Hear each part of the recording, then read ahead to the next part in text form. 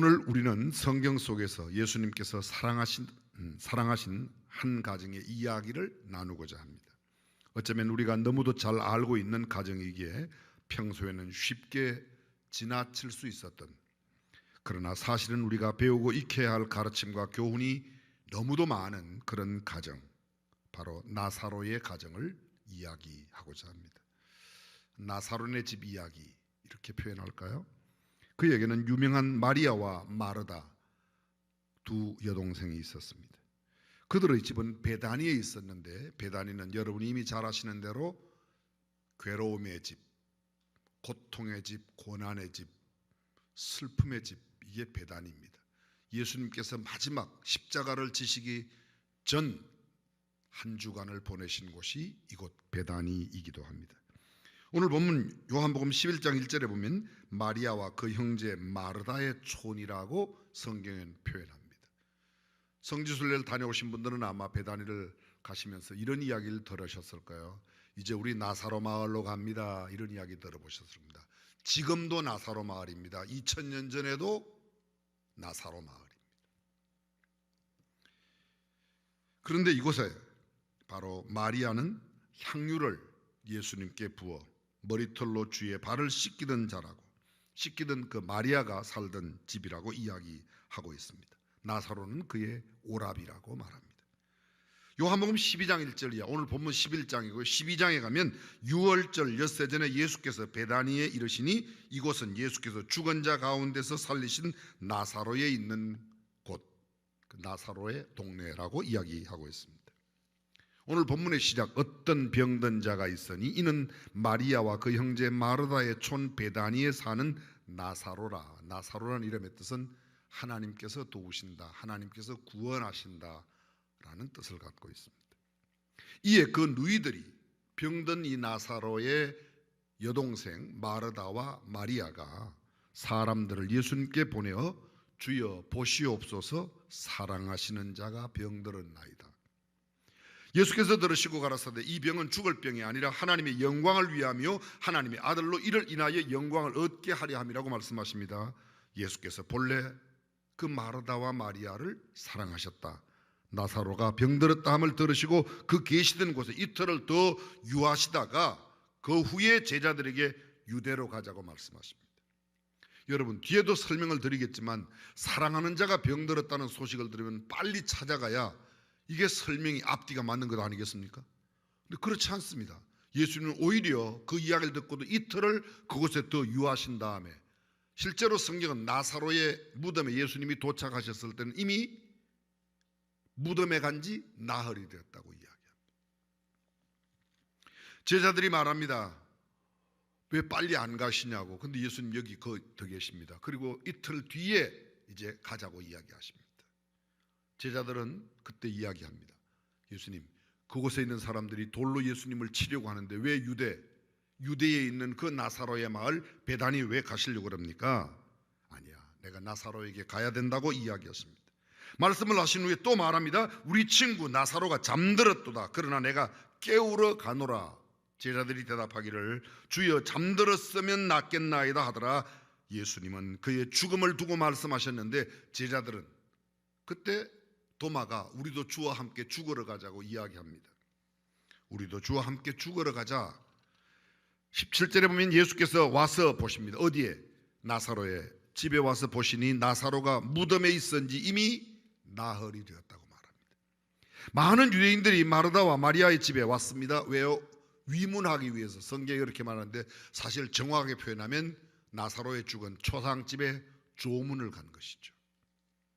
예수께서 오신다는 말을 듣고 마리아는 집에 앉아 있었고 마르다는 곧 예수님이 오신다는 길로 나갔습니다. 그것을 예수님을 만나 예수님께 이야기합니다. 주께서 이곳에 계셨더라면 우리 오라비가 죽지 않았을 터인데요. 예수님 대답하시기를 내 오라비가 다시 살아날 거야. 압니다. 예수님 마지막 날 부활에는 다시 살 것을 저도 압니다. 그랬더니 예수님께서 하시는 말씀, 우리가 늘 부활절 때 하시는 말씀, 나는 부활이요 생명이 나를 믿는 자는 죽어도 살겠고 무릇 살아서 나를 믿는 자는 영원히 죽지 아니하리라. 이것들을 네가 믿느냐고 말합니다. 주여 그러합니다. 주는 그리스도시요 세상에 오시는 하나님의 아들이신 줄 내가 믿습니다. 마르다가 그렇게 이야기하고 집으로 돌아갔습니다. 그리고 마리아에게 선생님이 너를 찾는다 그랬더니 집에 있던 마리아가 급히 밖으로 달려나갔습니다. 마리아의 집에 조문하러 왔던 사람이, 위로하러 왔던 사람들이 급히 나가는, 또 오빠 생각나서 무덤에 찾아가는구나 이렇게 생각하며 뒤를 따라 나왔는데 아까 마르다를 만난 그곳에서 예수님을 만납니다. 또 마리아도 예수님 앞에 엎드려 외칩니다. 주께서 여기 계셨더라면 우리 오라비가 죽지 않았을 겁니다. 그때 마리아가 이야기하는 그 이야기와 함께 울면서 주님 앞에 그렇게 애원하는데 조문 왔던 유대인들도 마리아가 따라가서 우는 모습을 보고 함께 울었다고 성경은 이야기합니다. 예수님은 마리아와 함께 유대인들이 우는 것을 보시고 통분히 여기시고 민망히 여기사, 성경에 잘 나타나지 않는다, 예수님께서 원통하고 분하게 여기시며 아주 민망해 하셔서 저는 이 대목을 읽다가 참 회개를 했습니다. 아니, 생각해 보십시오. 예수님께서 이게 민망하게 여길 일이 아닙니다. 예수님은 죽은 사람을 이제 잠시 뒤에 살릴 터인데 걱정하지 마라, 내가 살릴 거야, 이렇게 하셔야 이게 분위기상은 맞는데 그렇지 않습니다. 오히려 민망해 여기시고 불쌍히 여기시고 긍휼히 여기시고 통분히 여기시면서 죽음의 이 안타까운 현실을 바라보고 예수께서 함께 눈물을 흘리십니다. 그 다음 성경 구절에 나오는 말씀, 영어 성경의 가장 성경 짧은 구절로 두 단어, Jesus wept, 예수께서 눈물을 흘리시더라, 이렇게 기록되어 있습니다. 마리아는 예수님께 주여 보십시오, 와서 보십시오. 이에 유대인들이 말합니다. 보라, 예수님이 얼마나 그를 사랑하셨는지, 어떻게 그를 사랑하셨는지 하며 어떤 이는 말하되 소경의 눈을 뜨게 한 이 예수가, 이 사람도 죽지 않게 할 수 있지 않았겠느냐고 이야기합니다. 가끔 그럽니다. 우리도 보면요, 슬픔 가운데 빠진 사람이 뭘 그렇게 슬퍼하세요? 우리 주님이 힘이시잖아요, 우리 주님이 소망이시잖아요, 우리 주님은 능력이 많으세요. 제가 늘 그랬거든요. 초상집에 가서 막 울면 뭘 그렇게 우냐고, 부활을 믿는 사람이. 저는 엄청 신앙이 좋은 것처럼, 근데 그게 결코 그게 아니라 예수님께서 오히려 통분히 여기시고 민망히 여기시고 우는 자와 함께 울었다는 겁니다. 우리가 취해야 할 태도는 믿음 좋은 척 그렇게 큰 소리 치는 일이 아니라 우는 자와 함께 울어주고 고통당하고 슬퍼하고 아파하는 그 사람과 함께 내가 같은 마음으로 울음에 동참하는 것이 훨씬 더 그에게 위로가 될 줄로 믿습니다. 아무리 걱정하지 마라, 뭘 하나님 믿는 사람이 부활의 날에 그것 때문에 전혀 위로가 안 돼요. 오히려 함께 울어주고 함께 가슴을 보듬어주고 안아주는 것이 필요합니다. 여기 보면 아주 중요한 반복되는 세 개의 구절이 있습니다. 3절입니다. 주께서 사랑하시는 자가 병들었나이다. 5절입니다. 예수께서 본래 마르다와 그 동생 마리아를 사랑하시더니 이렇게 됐습니다. 그리고 오늘 그 뒤에 나오는 36절에는 보면 유대인들이 말하되 보라, 그를 어떻게 사랑하셨는가, 얼마나 주님께서 나사로를 사랑하셨는지. 그렇습니다. 우리가 첫 번째로 보는 것, 오늘 성경 본문에서 주님께서 우리에게 주시는 중요한 교훈 하나, 본문은 예수님께서 사랑하시는 사람도, 예수님께서 그토록 사랑하시는 사람도 병들 수 있다는 겁니다. 예수님께서 사랑하시는 사람이 살고 있는 동네가 어디예요? 베단이에요. 슬픔의 집이에요. 괴로움의 집에 산다는 겁니다. 병들었다고 하나님께 버림받은 것이 아니라는 겁니다. 병들었다고 예수께서 벌하시고 예수님께 저주받고 미움받는 것이 결코 아닙니다. 나사로, 예수께서 사랑하신 사람입니다. 그런데 그는 예수님의 사랑을 받고 있지만 베다니에 살고 있습니다. 그도 아팠습니다. 아니, 그가 얼마 뒤에는 죽게 됩니다. 마르다와 마리아, 예수께서 사랑하신 사람입니다. 모든 권능과 창조의 주님, 인간의 생사 여탈권을 가지신 주님께서 나사로를 병들지 않게 하시거나 죽지 않게 하실 수 없어서 병들게 한 게 아니라는 겁니다. 주님은 병들지 않게 할 수 있고, 주님은 건강하게 만드실 수 있고, 부유하고 넉넉하게 만드실 수 있지만, 하나님의 영광을 위하여, 하나님의 일을 위하여 때로는 병들게도 하실 수 있고, 아프게도, 심지어는 죽게도 하실 수 있습니다. 주님 뭐라고 말씀하세요? 죽을 병이 아니다. 근데 죽었어요, 안 죽었어요? 죽었습니다. 하나님께서 영광을 얻으시도록 그렇게 말합니다. 하나님의 영광을 위하여 예수께서 부활의 주님이심을 그들에게 보여주시기 위해서입니다. 하나님께서 사랑하시는 사람도 여느 보통 사람과 마찬가지로 병들 수 있습니다. 고통당할 수 있습니다. 쇠약해지고 지치고 쓰러지고 고통당하고 번민과 고뇌 가운데 빠질 수 있습니다. 심지어는 나사로처럼 죽을 수도 있습니다. 질병과 고통과 죽음으로 꽉 찬 세상에 살아가고 있는 저와 여러분이 반드시 기억해야 할 일이 있습니다. 그런 어려움과 역경, 질병과 난관을 만나도 여전히 주님은 우리를 사랑하시는 줄로 믿습니다. 예수님은 누구도 사랑하세요. 성경 속에 잘 보십시오. 예수님께서 온 우주 만물을, 하나님께서 온 우주 만물을 지으시고 예수님 누구든지 다 사랑하시는데, 특별히 예수께서 사랑하신다는 표현을 썼던 친구들이 있어요. 성경에 그렇게 많지 않습니다. 나사로의 집에 대해서 나사로, 마르다, 마리아를 사랑하셨다고 되어 있어요. 그리고 마지막 주님의 품에 안겨 주여 주를 파는 자가 묻던, 만찬석에서 주여 주를 파는 자가 누구냐고 묻던 그 사람 누구죠? 요한이에요. 요한을 주께서 그 사랑하시던 자, 베드로가 묻지만 예수님, 그러면 요한은 어떻게 됐습니까? 주의 품에서 주님을 파는 자가 누구냐고 묻던 요한은 어떻게 되겠습니까? 그런 표현이 사복음서에 여러 번 나와요. 그리고 마가복음 2장에 보게 되면 예수님께 찾아와 내가 무엇을 해야 영생을 얻겠냐고 말하는 부자 청년, 예수께서 그를 사랑하셔서 그에게 말씀하십니다. 내 가진 것을 가난한 자들에게 주고 나를. 예수님이 직접 사랑하셨다는 표현을 한 사람은 그렇게 세 곳밖에 없어요. 나사로네 집에, 그리고 요한에게, 그리고 그 부자 젊은 청년에게. 우리가 믿고 반드시 기억해야 될 것이 있습니다. 예수님 사랑하지만 그 사랑하는 나사로에게 질병이 찾아왔고 죽음이 찾아왔습니다.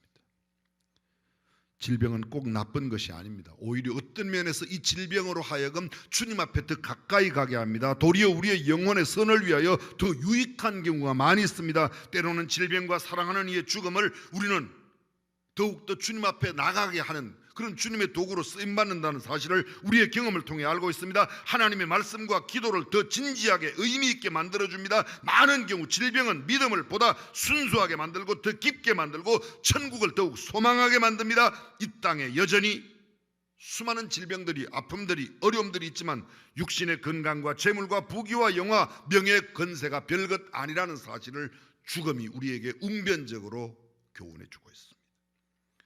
그것은 얼마나 큰 위대한 진리인지 모릅니다. 영생을 소유한 사람들의 위대한 사고의 전환, 그것이 때로는 질병으로, 고난 때문에, 아니면 역경 때문에 내 사랑하는 이의 죽음 앞에서 그런 것을 더 깨닫게 된다는 것이죠. 그러므로 질병과 고난과 역경, 심지어 죽음을 직면할 때에도 주님을 향하고 천국을 소망하는 저와 여러분들이 되실 수 있기를 주님의 이름으로 축원합니다. 그 사람 몹시 아픈 거 보니까 옛날에 죄를 많이 지었나 봐. 만약 그렇다면 나는 더 아파야 하고. 사랑에도 어려움을 겪을 수 있습니다. 오늘 본문 가운데 두 번째로 예수님께서 주시는 교훈입니다. 예수님은 예수께서 사랑하시는 사람들의 진정한 친구요 구원자가 되시며 그들의 문제를 해결해 주시는 분이라는 겁니다. 그리고 그런 문제를 안고 있는 하나님의 사랑받는 사람들은 그 문제, 내 아픔과 내 고통과 내 고민을 주님 앞에 내어놓아야 한다는 교훈을 가르쳐주고 있습니다. 우리가 궁핍할 때, 아플 때, 고통당할 때, 환난 중일 때, 슬프고 외롭고 답답할 때, 막막할 때 정말 우리를 가까이 해줄 수 있는 분은 예수님밖에 없습니다. 결국 어떤 날 내 사랑하는 가족들도 다 떠나게 될 것이고 나도 그들을 떠나게 될 것입니다. 오늘 성경 보면 마르다와 마리아를 보십시오. 오라버니가 병들었을 때 예수님을 청합니다. 문제를 만났을 때 예수님께 알리고 예수님께 구합니다. 그런데 그들의 말이 예사롭지 않습니다. 뭐라고 말합니까? 예수님 빨리 오셔서 고쳐주세요. 그렇게 하지 않았어요. 예수님 우리 집에 빨리 오세요. 우리 오빠가 지금 막 죽어가고 있어요. 그렇게 예수님 병마를 쫓아주세요. 아무래도 마귀 때문인 것 같아요. 귀신을 쫓아주세요. 그렇게 하지 않았습니다. 예수님 살려주세요. 기적을 베풀어 주세요. 그렇게 하지 않았습니다. 이렇게 말합니다. 이렇게 말해요. 주여 사랑하시는 자가 병들었나이다. 저는 성경 구절 가운데 이 구절을 참 좋아합니다. 주여 살려주세요. 우리가 얼마나 그렇게 많이 기도해요. 저도 지금도 그렇게. 그런데요, 그것보다 주님이 사랑하시는 자가 병들었습니다. 훨씬 더 호소력이 있습니다. 주여 사랑하시는 자가 병들었나이다. 물론 사랑하는 아내를 살려달라고, 하나님 내 남편을 살려달라고, 우리 자식을 이 죽음의 경지에서 건져달라고, 우리 부모를 건강하게 만들어 달라고, 내 아들 시험 보는데 합격시켜 달라고, 우리 형제와 친구와 친척들을 위해서 간절하게 기도하는 거, 그 잘못된 게 아닙니다. 그런데 그냥 주님, 제 아들이 이번에 시험을 봐요. 예수님께서 사랑하시는 제 아내가 지금 너무 괴로워하고 있어요. 훨씬 더 와닿지 않으세요? 어떠세요?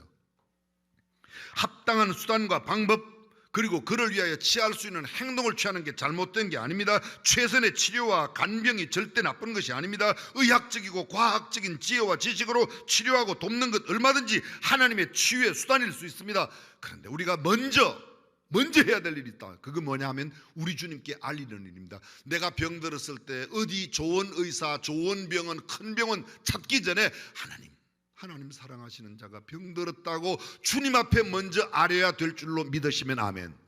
그거 우리가 해야 된다는 거죠. 선진의 치료 기술을 찾기 전에, 훌륭한 명약을 찾기 전에 주님을 먼저 찾는 것. 오늘 성경 본문에 이 죽어가는 나사로를 보고 있는 두 여동생 마르다와 마리아가 예수님께 사람을 보내어 다르게 말합니다. 예수님 우리 오빠가 죽게 됐어요. 이렇게 말하죠. 사랑하시는 자가 주님이 사랑하는 자가 병들었다는 겁니다. 고난당한 욥이 그랬던 것처럼, 위기에 처한 나라와 백성을 가슴에 안고 하나님께 아뢰었던 히스기야 왕처럼, 7배나 뜨거운 용광로의 앞에서도 주님께 아뢰었던 히브리의 세 청년 사드락 메삭 아벳노고처럼, 그리고 사자굴 속에 던짐을 피할 수 없었던 그 당시에도 주님만 의지하고 주님 앞에 아뢰었던 다니엘처럼, 괴로움의 집에 살면서 사랑하는 오빠의 질병을 바라보며 예수님께 주여 보시옵소서 사랑하시는 자가 병들었나이다 라고 오늘 본문에 이야기하고 있는 이 마리아 마르다 자매처럼, 이 세상 그 누구도 그 어디에도 우리 주님 예수님 같은 분 없음을 알고 그분께 아뢰는, 그분이 우리의 구원자 되시고 그분이 우리의 참친구 되시고 그분이야말로 우리의 문제를 근본적으로 해결하실 수 있는 분으로 믿고 그분께 아뢰는 저와 여러분이 되시기를 주님의 이름으로 축원합니다. 세 번째 마지막입니다. 예수님은 모든 것을 아시고 나사로를 살려주심으로 이 배단이 괴로움의 집, 슬픔과 눈물, 고통의 집에 살고 있는 나사로의 집에 부활의 큰 기쁨을 가득 채워주셨다는 겁니다. 6절을 보시면 예수께서 나사로가 병들었다 함을 듣고 그 계시던 곳에 이틀을 더 유하시고, 이미 제가 언급했어요. 뭐라고? 내가 사랑하는 자가 병들었다고 빨리 가자. 이게 성경의 흐름상 맞습니다. 우리가 알고 있는 상식은 그래야 맞습니다. 그것이 우리의 사고예요. 그런데 성경은 그 이야기를 듣고도 아무런 반응 보이지 않고 이틀을 더 유하십니다. 예수님이 나사로의 집에 갔을 땐 이미 장사한 지 나흘이 되었습니다. 죽기 전에 고쳐주시지 지금 다 죽어 장사 지내는데 오시면 어떡합니까? 이게 우리의 이야기예요. 이게 흘러가는 우리의 상식입니다. 그런데 예수님은 죽은 지 나흘이 된 그 나사로의 무덤 앞에 가서 돌을 옮겨놓으라. 마리아가 뭐라고 합니까? 예수님 이미 죽은 지가 나흘이 되었습니다. 냄새가 납니다. 마지막 날에 부활을 믿지만 지금은 아니라는 거예요. 그런데 돌을 옮겨놓으라고 하니까 옮겨놓고 예수님께서 나사로야 나오라. 그 다음은 우리가 다 알고 있는 내용입니다. 어느 것이 주님의 생각이신가, 어느 편이 주님을 보여주는 것인가, 무엇이 하나님의 영광을 위한 일인가를 생각지 않습니다. 우리는 그래서 우리의 사고방식대로 우리가 이야기하면 금방 달려와서 우리의 문제에 응답하시고 해결해 주셔야 된다고 생각해요. 그래서 내 방법대로 되지 않으면 주님은 응답하지 않으셨다고 생각해요. 갈급하게 간절하게 사랑하시는 자가 병들었나이다. 그러나 주님은 이틀을 더 유하십니다. 아니 죽은 지가 아니 장사 지낸 지 나흘이 되었어야 비로소 그곳에 오셨습니다. 사랑하는 성도 여러분, 우리가 어려움과 역경을 만날 때 물어야 될 물음이 있습니다. 내가 드리는 기도대로 주께서 응답하시는 것을 기대하지 말고 하나님께서 이루시려고 하는, 하나님께서 하시고자 하는, 예수님께서 하나님의 영광을 나타내기 위하여 하시고자 하는 일을 바라볼 수 있도록 저와 여러분의 눈이 띄어지기를 주님의 이름으로 축원합니다. 그렇습니다. 생각해 보십시오. 어제까지는 눈물이 그득했습니다. 사랑하는 오빠의 죽음으로 슬픔이 가득했습니다. 정말 괴로움의 집이 문자 그대로 배단이 그대로였습니다. 근데 예수님이 그 집에 오시자 부활의 영광으로, 부활의 기쁨으로, 새로운 생명으로 충만하게 된 줄로 믿습니다. 오늘 저와 여러분의 집에 무엇이 가득합니까? 원통과 원함과 분함과 성냄과 어쩌면 질병과 아픔과 괴로움, 이런 것들로 꽉. 이 세상 어차피 배단이 같은 세상이야. 우리는 다 괴로움의 집에 살고 있습니다. 육신을 안고 있는 동안 이런 거 없이 살아가는 사람이 없어요. 오늘 좀 기쁨 같아도 어느새 오늘 괜찮다면 내일 그 아픔이 내게 올 수 있고, 오늘 괜찮지만 내일 또 괴로움이 내게 올 수 있고, 오늘은 네가, 내일은 내가, 어쩌면 오늘은 내가, 내일은 내가, 그렇게 될 수 있다는 겁니다. 사랑하는 성도님, 그러나 우리의 가정에 주님이 오시면 얼마든지 모든 슬픔이 사라지고 괴로움과 문제가 사라지고 부활의 영광스러움이 가득하게 될 줄로 믿습니다. 이 일이 있고 난 다음 요한복음 11장 다음에 몇 장 나오죠? 12장 나와요. 12장 보십시오. 12장 1절 제가 처음 읽었어요. 유월절 엿새 전에 예수께서 베다니에 이르신, 유월절 엿새 전이에요. 예수님은 마지막 유월절을 잡수시고 그날 밤에 잡혀가셨어요. 그 유월절 엿새 전이니까, 유월절 전이니까 예비일이에요. 예비일. 7일 전이면 똑같은 그 전주일인데 6일 전이니까 예수님이 유월절을 잡수신 밤이 목요일 밤이잖아요. 그렇죠? 그러니까 그 엿새 전이니까 그 다음 그 전 금요일, 고난주간 직전 금요일 예수님께서 베다니에 오셨습니다. 베다니에 이르시니 이곳은 예수께서 죽은 자 가운데서 살리신 나사로에 있는 곳이라, 거기서 예수를 위하여 잔치할새 마르다는 일을 보고 나사로는 예수와 함께 앉아, 여전히 나사로는 예수님과 함께 앉아 있는데 마르다는 일 때문에 분주하고 마리아는 오늘도 또 예수님의 말씀을, 누가복음 10장에도 이런 일이 처음 만날 때 재현되었어요. 근데 그대로 나타납니다. 근데 예수님 그 발에 향유, 아주 순전한 나드 한 건 향유를 가져와서 발에다가 붓고 머리털로, 마리아의 머리털로. 여러분, 똑같은 베다니 시몬의 집, 문둥이 시몬의 집에 왔을 때 또 마리아라는 여자가 기름 부은 사건이 나타납니다. 신학자들은 이 사건과 그 사건이 전혀 다른 사건이라고. 여기는 나사로의 동생 마리아가 기름을 부어, 그리고 그 나사로의 집이 온통 향유 냄새가 가득하였다고, 향유 냄새가 그 집에 가득하게 됐다고. 여러분, 그게 향유 냄새일까요? 저는 향유 냄새라고 생각지 않고 이렇게 생각했어요. 이 말씀을 듣다가 이거는 향유 냄새가 아니라 예수님을 사랑하는 마리아의 사랑의 향기가 그 집에 가득하였다고 생각합니다. 예수님이 오시기 전까지 그 집이 어땠어요? 아픔이었습니다. 그 집이 죽음이었습니다. 초상집이었습니다. 눈물이었습니다. 유대인들이 와서 함께 울던 그런 집이었습니다. 그냥 눈물과 괴로움과 환난의 집이었지만 주님이 오셔서 그게 부활의 생명이 가득 차고, 부활의 생명이 가득 찼던 그 집, 얼마 뒤에 다시 예수님께서 그 집을 방문하게 되었습니다. 예수님 마지막 베다니 나사로의 집에서 고난주간 목요일 저녁까지 그곳에서 매일을 보내십니다. 낮에 성전에 들어갔다가 또다시 나오시면 베다니 그 집에서, 그리고 그 집에 들어갔을 때 유월절 엿새 전 예수님께서 처음 그 집에 갔을 때 마리아는 향유를 부었습니다. 그리고 그 집 안에는 예수님을 향한 마리아의 사랑이 가득하게 됐습니다. 저는 여러분에게 감히 이렇게 도전합니다. 저와 여러분의 집에는 지금 무엇이 가득해 있습니까?